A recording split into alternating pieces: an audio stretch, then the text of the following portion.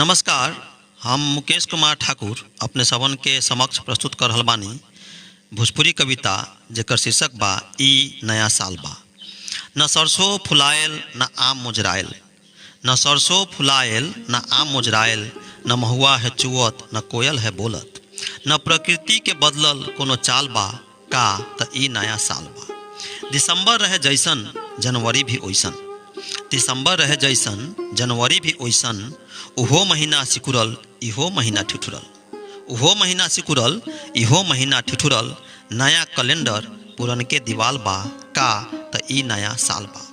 कुहासा बा घेरले सूरज के बा मेहरले, कुहासा बा घेरले सूरज के बा मेहरले, कोनो कंबल ओढ़ले कोनो रजाई ओढ़ले, कुहासा बा घेरले सूरज के बा मेहरले, कोनो कंबल ओढ़ले कोनो रजाई ओढ़ले, घर से निकले के केकर मजाल बा का त ई नया साल बा।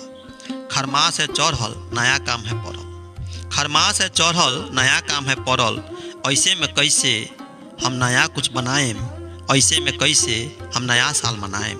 रउए बताई का ई गलत सवाल बा, रउए बताई का ई गलत सवाल बा।